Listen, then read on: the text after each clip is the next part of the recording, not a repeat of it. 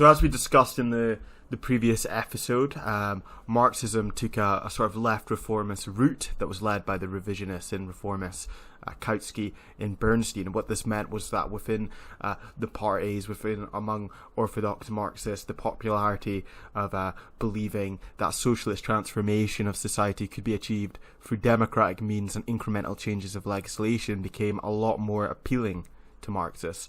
So revolution was no longer considered the only solution. It was no longer on the agenda.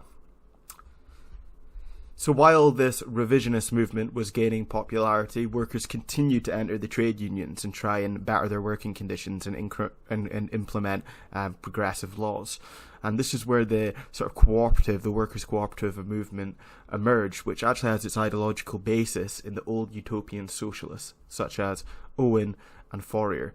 So basically what these guys thought was if you entered workplaces with a persuasive rhetoric, you could actually persuade workers to adopt the socialistic political program. And you can learn a lot more about the utopian socialists by reading the book Socialism Utopian and Scientific by Engels. So to examine workers' cooperatives in more detail, I'm going to look at a local example in my local area of an anarchist cooperative just to see how they would ideally operate.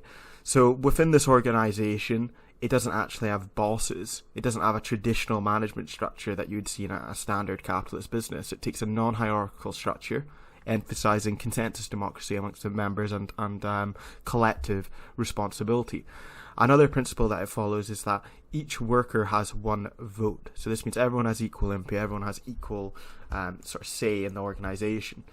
Now, obviously in a traditional capitalist firm the bosses would have exclusive control over the business, and in a traditional capitalist firms you would have a hierarchical structure with top-down control and decision-making centralised at the top of the hierarchy. The organisation itself isn't actually for profit. They don't keep the profits for themselves, but they actually invest those profits into agreed social objectives that have been set by the membership of the organisation. And to keep things non-bureaucratic and fair, all members within the organisation have capped wages. So effectively, this means that the cooperative functions as a form of mutual aid and focuses on bettering the community. So in this specific example, they were investing into the local culture. That's what they were doing with the sort of surplus money or the profits, etc. So in a traditional company, these profits would be spent on innovating the means of production, raising the productive forces, and annexing more parts of the market. Whereas an anarchist cooperative is for the people, effectively. Rosa Luxemburg actually has a very good description of workers' cooperatives, and she describes them as small units of socialistic production inside of a capitalist system. And, as Marxists, we're actually quite critical of workers' cooperatives. So Rosa, also stated that every single employee becomes a small entrepreneur within a workers' cooperative, and I'll explain why that is. So workers' cooperatives they're still tethered to competition in that becoming capitalistic and exploiting existing social processes increases their chances of being successful within the capitalist system. So as discussed in part 1, there's the material conditions of sort of opposing the status quo whilst also operating within the status quo. So the issue with workers' cooperatives is that they're actually much better places to work at, but they don't actually secure an existence for workers. They don't actually guarantee an existence for workers. So as the demand for their services increase, they'll still have to hire more workers and intensify labour. If the demand for their services fall, they'll have to fire workers in order to remain competitive like a traditional capitalist firm. Now, workers' cooperatives have other issues. So, for example, they only tend to annex a small part of the market, and this is usually through exploiting a niche or specialisation within that market. Another issue with workers' cooperatives is that their survival tends to depend on a pool of returning customers. And if you actually look at the broader sort of cooperative movement, if you look at the cooperatives that have reached a considerable size, they tend to not have adequately challenged the existing social relations within capitalism. Thus, they've become left reformist, not very good places to work at. So think of the biggest workers' cooperatives. A lot of them go through right-wing deviations. And I'm not saying that they're not better to work at. I'm just saying that they become left reformist. The smaller cooperatives, on the other hand, they actually better challenge the existing social relations within capitalism. However, they do not reach a considerable size because of that reason. Now, another issue with cooperatives is that they only target those niche industries. There's not actually many cooperatives that exist that have annexed like significant proportions of heavy industry, like shipbuilding and stuff like that. It tends to be more these sort of niche specializations. The general tendency of capitalist development is a centralization of capital, monopolization of capital. Therefore, larger businesses will tend to destroy and outcompete cooperatives. One thing that we should note, guys, is that even though that they have all these issues, you shouldn't be opposed to workers' cooperatives. They're still infinitely better places to work at. So we should always be supportive of workers' cooperatives. But as Rosa Luxemburg said, this is a quote from Rosa Luxemburg, she said that they couldn't be considered a serious tool of socialist transformation. Unfortunately, the type of cooperative that's become prevalent within the capitalist system are the consumer cooperatives. Now, the issue with consumer cooperatives is that they are consumer-controlled as well as worker-controlled. Now, on the plus side, they may still practice some forms of mutual aid or donate to charitable causes, but they're not orientated in the interests of workers. They take a hierarchical structure. Now, the mutual aid that actually occurs in these organisations is distinct from the proletarian forms of mutual aid, as it's a remote bureaucracy that decides on what conditions, on what terms that mutual aid occurs. However, the proletarian mutual aid is closely tied up to the development of an independent proletarian consciousness. It depends, it's literally on workers coming together, and they select on their own terms how that mutual aid is going to occur and who they're doing that mutual aid for. Consumer cooperatives are also reformist in that they can incorporate a lot of members of the bourgeoisie as well as the proletariat. So the membership aren't going to always be in the interest of the proletariat.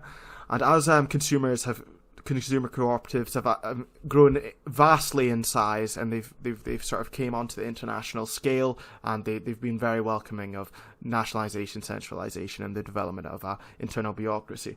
The consumer cooperative movement was actually widely accepted by the revisionist Marxists of the Kautsky and Bernstein period, who thought that sort of incremental changes to the capitalist system could result in a transformation of society. Disappointingly, the workers' cooperatives have neatly placed themselves within the capitalist system. They've become easily integrated within the capitalist system and have often collaborated with it. The workers' cooperative, is a form of capitalist enterprise. In libertarian economic theories, cooperatives were seen as a way of getting the working class to open up their wallets, to an attempt to reorientate the proletariat into consumption rather concern in the means of production.